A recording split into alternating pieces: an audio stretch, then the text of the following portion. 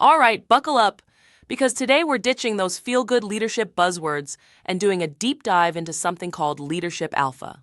Oh yeah, I love this paper. It's a research paper that really flips the script on what we think makes a leader successful.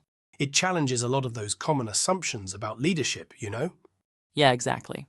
It's not just about being a nice person or creating a positive work environment. Right. It dives deep into this often overlooked element of performance, arguing that's what really separates successful leaders from the rest. And the authors who are guiding us on this deep dive, Colin Price, former McKinsey senior partner, and Sharon Toy, organizational psychologist and coach.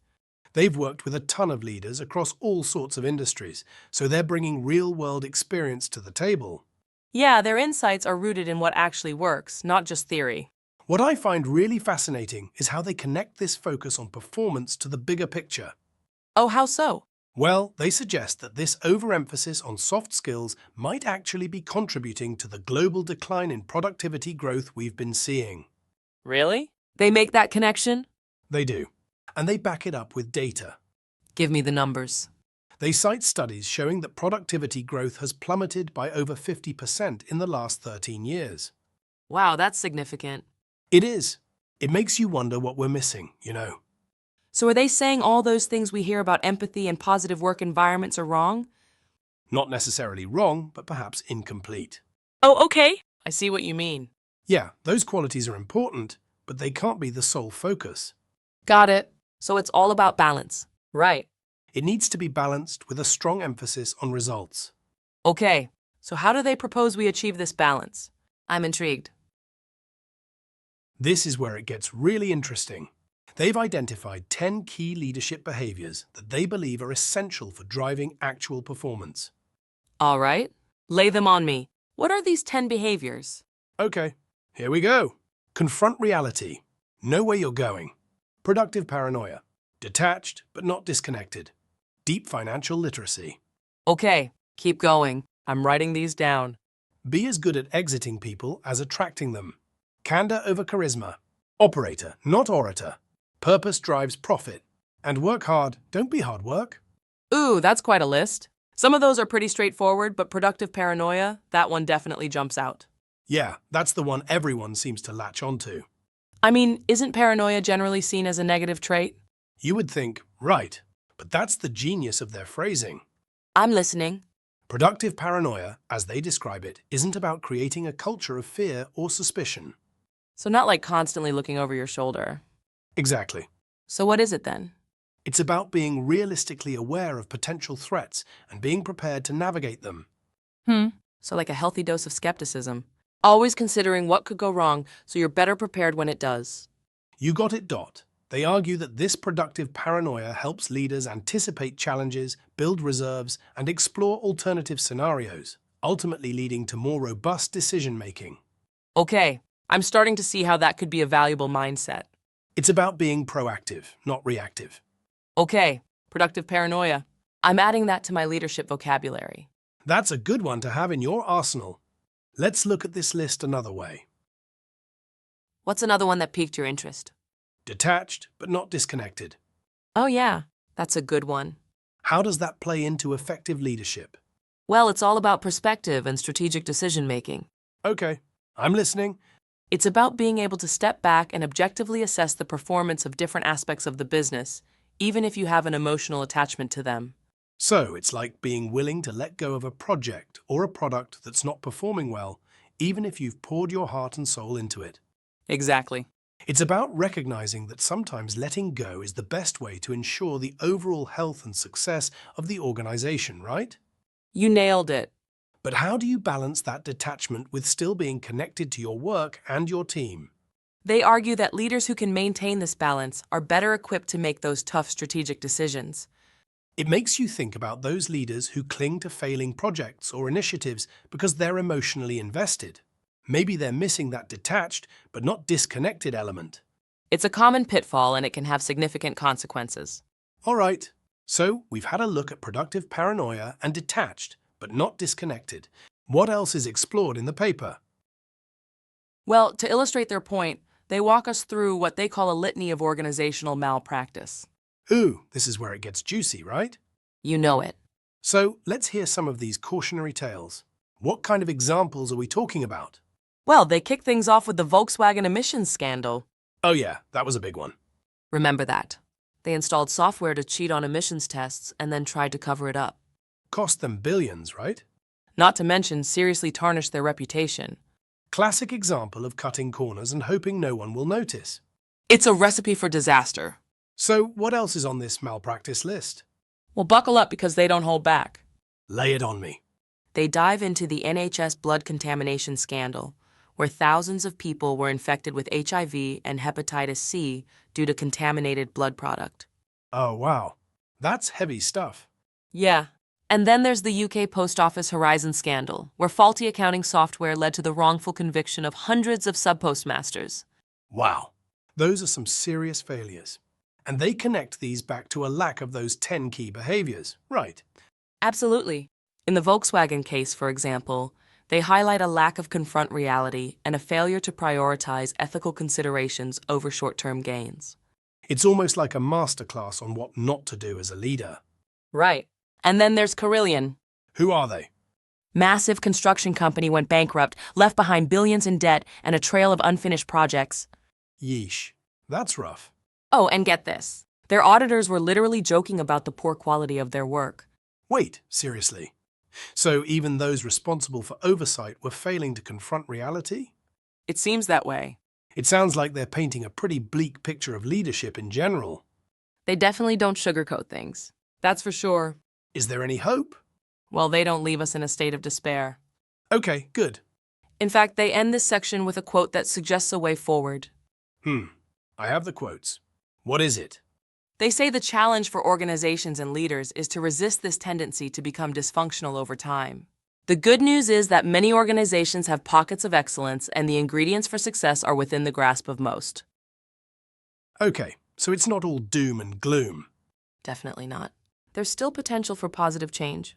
But to realize that potential, we need to understand what those ingredients for success actually are. Exactly. And that's where those 10 leadership behaviors come in. Right. They provide a framework for creating a culture of accountability, transparency, and a relentless focus on results. It's about building organizations that are built to last, not just for the short term. All right. So they've laid out the problem and hinted at the solution. Now I'm eager to delve deeper into those 10 behaviors and understand how they can help leaders avoid these organizational pitfalls. Me too. Let's do it. Definitely not. There's still potential for positive change. Okay, so we're diving back into those 10 leadership behaviors Price and Toy lay out as crucial for driving performance. Yeah, let's get beyond those scary stories and actually talk about what we can do, you know? Right. How to put these into practice. Exactly. So we already touched on confront reality and know where you're going. Yeah, those seem like pretty foundational things. Yeah, they kind of lay the groundwork for everything else. Makes sense. So now let's jump into one that I think sparked a lot of curiosity. Oh yeah? Which one? Productive paranoia. Oh yeah, I was wondering when we were going to get to that one. It's a catchy phrase, right? It is. Yeah. But at first glance, it sounds like they're advocating for this culture of fear and suspicion. Yeah, a lot of people have that reaction. But you explained earlier that it's more about having a healthy dose of skepticism and being prepared for potential challenges. Exactly. Price and Toy argue that leaders who embrace productive paranoia are constantly scanning the horizon, looking for potential threats and vulnerabilities. So it's not about being pessimistic. Not at all. That's about being realistic. Oh, okay. So you're aware of the risks, but you don't let them paralyze you. Right. And you have plans in place to mitigate them. I guess it's like having a backup generator for your business, just in case the power goes out. Ooh, I like that analogy. Right. Like you're not expecting the power to go out, but you're prepared if it does. That's exactly what they're getting at. They highlight the importance of building reserves, whether financial, operational, or even emotional, to weather unexpected storms. Because storms will come, right? Oh, absolutely. No business is immune to challenges. So it's about being prepared, not being scared. Right. It's that proactive mindset. And they tie this back to some of the organizational failures we discussed earlier, right? Oh, absolutely. Like in the UK Post Office scandal, remember? Yeah, the one with the faulty accounting software. That's the one. The head of Fujitsu, the company behind the system, basically admitted he just didn't think to dig deeper or question the assumptions being made. Wow. So it was like he was wearing blinders. Yeah, totally oblivious to the warning signs. And they're saying that a healthy dose of productive paranoia would have prompted him to ask more questions, investigate further, and ultimately prevent the whole mess. Exactly. It's about challenging assumptions and not taking things at face value. It's fascinating how something that sounds initially negative, like paranoia, can actually be a positive force when channeled effectively. That's what I love about their approach. They challenge conventional thinking and encourage leaders to embrace seemingly contradictory concepts. Okay, I'm ready for another one. What other seemingly contradictory concept did they throw at us? Detached but not disconnected. Oh, yeah, that was another one I circled on my notes. I'm still trying to wrap my head around how those two ideas can coexist. It's tricky, right? It's about finding that sweet spot between objectivity and empathy. Okay, so you can care about your work and your team, but you can't let your emotions cloud your judgment. Exactly. Price and Toy argue that leaders need to be able to make tough decisions, sometimes involving cutting projects or teams, without becoming emotionally paralyzed. So it's like having the courage to prune back the branches to ensure the health of the entire tree. Ooh, I like that. It's a perfect analogy. Because sometimes you've got to let go of something good to make way for something even better. Right, and sometimes you've got to let go of something that's just not working. Even if it's hard. Even if it's hard. And they emphasize that it doesn't mean being cold or heartless. No, it's not about that at all. It's about recognizing that sometimes the best decision for the organization as a whole may require making difficult choices that impact individuals or specific initiatives.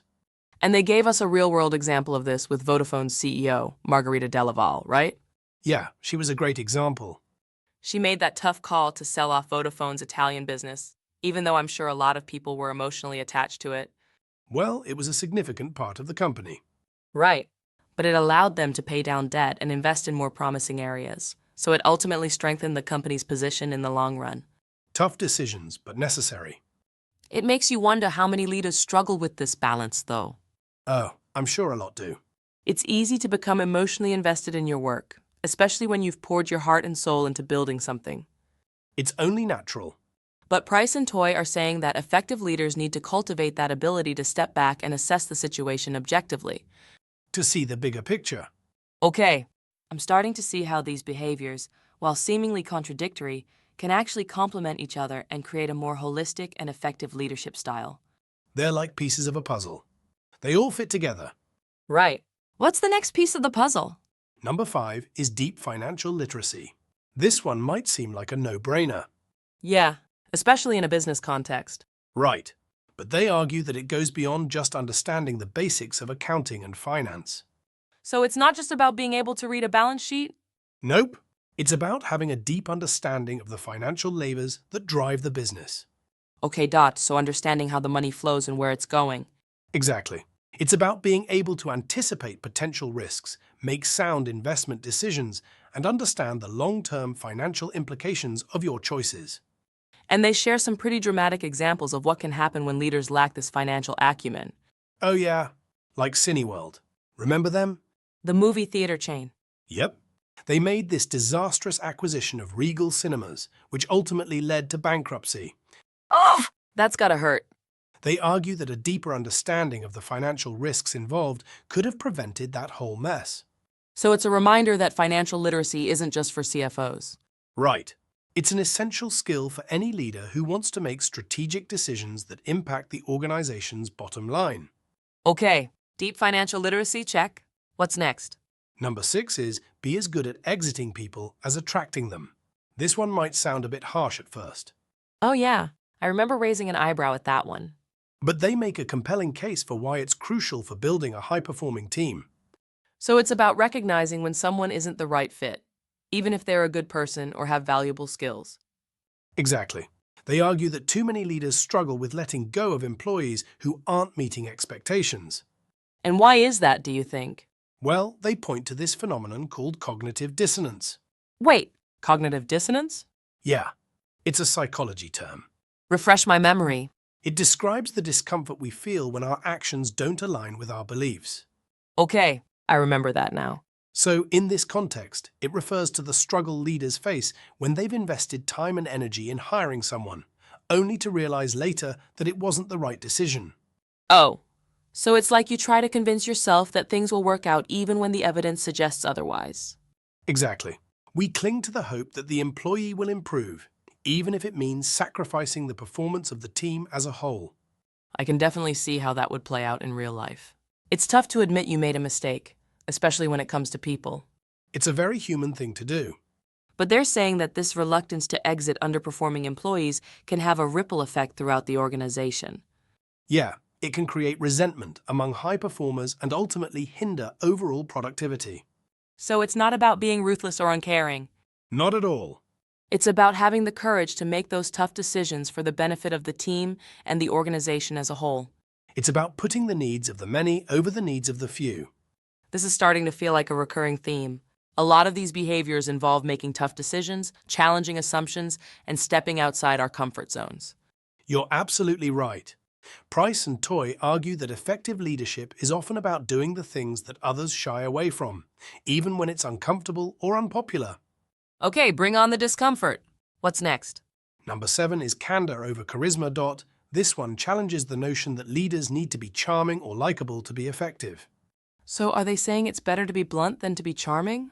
Not necessarily blunt, but direct and honest, yes. So it's about being willing to have those difficult conversations, address uncomfortable truths, and say no to things that don't align with the organization's goals. You got it. They share some interesting techniques for fostering candor, right? Like using what they call BBB, or benefits baked into budgets. Oh yeah, that's a good one. Can you explain that one? It's all about holding people accountable for the promises they make. When someone proposes a new initiative, the leader insists that the projected benefits be incorporated into their budget, essentially putting their money where their mouth is. Oh, I like that. It cuts through the hype and focuses on tangible outcomes. Exactly. No more pie-in-the-sky promises. It's about backing up your words with actions and with dollars. Right. And they also emphasize the importance of shortening meetings and ensuring everyone is fully present and engaged. Oh man, meetings can be such a time suck. They can. And they cite research showing that the most productive outcomes in meetings happen in the first half. Really? So the longer the meeting, the less productive it becomes. It seems that way. So they suggest shorter, more focused gatherings are often more effective. Makes sense. I think we've all experienced those meetings that drag on with people checking their phones and multitasking. It's a waste of everyone's time and energy. All right, candor over charisma. I'm adding that to my leadership playbook. Okay, what's next on our list? Number 8 is operator, not orator. This one emphasizes action over words. So it's about being a doer, not just a talker. You nailed it. They argue that too many leaders get caught up in the rhetoric of leadership, spending more time talking about strategy and vision than actually getting things done. It's like the difference between a coach who draws up brilliant plays but never actually gets on the field and a coach who's out there practicing alongside the team. That's a perfect analogy. They highlight the importance of leaders being willing to roll up their sleeves and get involved in the day-to-day operations, not just delegating everything to others. So leading by example. Exactly. And they offer a compelling example of this with Sue's Magic 10. Who's Sue? Sue is the CEO of a PE portfolio company, and she has this list of 10 operating imperatives that she constantly refers to. Oh, like a leadership mantra. Exactly. And these imperatives are all about action. Things like run lean operations, manage cash like it's your own, and get on the shop floor and maintain constant dialogue with staff. So she's not just giving orders from her office. She's out there in the trenches, understanding the challenges and opportunities firsthand. Precisely. She's leading by example, showing her team that she's not afraid to get her hands dirty. Okay, operator, not orator. Another powerful concept. What are we down to now? Number 9 is purpose drives profit. This one might seem a bit counterintuitive, especially in the context of all these hard-nosed, results-oriented behaviors we've been discussing. So they're saying that having a strong sense of purpose can actually boost profitability. They believe that a clear and compelling purpose can be a powerful driver of performance, motivating employees to go above and beyond, and creating a sense of shared commitment. So it's like everyone is rowing in the same direction because they understand why their work matters. Exactly. They give the example of an insurance company where the purpose is centered around helping people during difficult times. This shared understanding creates a sense of meaning and motivation that translates into tangible results. It makes you think about those companies that just focus on profits without any deeper sense of purpose. It seems like something is missing. They argue that purpose shouldn't be just a marketing gimmick. It needs to be authentic and deeply embedded in the culture of the organization. Okay, we're down to the final behavior. What is it? Number 10 is work hard, don't be hard work. This one is about balancing a strong work ethic with a supportive and collaborative approach. So it's about leading by example without being a demanding or difficult person to work with. You got it. Price and Toy acknowledge that leadership roles are inherently demanding, but they believe it's possible to be both highly driven and supportive of your team. Like you can have high expectations without being a jerk about it. Exactly. And they use the example of Roger Federer. The tennis player. Yep. He's known for his incredible work ethic and dedication, but is also widely respected and admired for his sportsmanship and humility. He seems like a genuinely good guy. And they contrast this with examples of leaders who are hard work in the negative sense, Oh, I know that type. meaning they're resistant to feedback, quick to take credit, but slow to accept blame and generally create a toxic work environment. Oh, we've all encountered those types of leaders, and it's not pretty. It's draining. And they argue that this type of behavior not only damages morale, but ultimately hurts performance as well. So it's not just about putting in the hours. It's about being self-aware, treating others with respect, and creating a positive and productive work environment. It's about being the kind of leader that people want to follow, not the kind they want to avoid. Wow, this deep dive into the 10 leadership behaviors has been incredibly insightful. It's definitely challenged some of my preconceived notions about what it takes to be an effective leader. I think that's the power of this paper. It really makes you think differently about leadership. But wait, we're not done yet. Remember how they ended the paper on an optimistic note, talking about those incredible technological advancements that are on the horizon? Oh, yeah, that's right. We can't leave those out. We need to explore how these advancements might shape the future of leadership and how these 10 behaviors can help leaders navigate this new landscape. We have to be thinking about how to lead in a world that's constantly changing. So remind me, what were some of those mind-blowing advancements they highlighted? What does this future look like? Well, first they talked about this massive data explosion we're experiencing. Oh yeah, data. Data everywhere. Did you know that 90% of the world's data has been created in just the last 2 years? No way. Really? Yep. And the cost of computing power is going down, so it's getting easier and easier to analyze all that data. Okay, so more data, more computing power. What does that actually mean for us? Well, they talk about AI completely revolutionizing drug discovery. Oh yeah, AI is everywhere these days. They gave this example where a treatment for liver cancer was discovered in just 30 days using AI. Wait, 30 days? That's insane. Right. A process that used to take years. It makes you wonder what other medical breakthroughs are just around the corner because of AI. I mean, the possibilities are endless. They talk about this tool called Genome E, developed by Google DeepMind. What does that do? It's already discovered millions of new crystals, some of which could have all these groundbreaking applications in different fields. So we're talking new materials, new medicines, maybe even new energy sources. Exactly. And Microsoft is using AI to find new materials that could reduce our reliance on lithium in batteries. Oh wow. That would be huge for sustainable energy. Right. And it feels like this is just the beginning.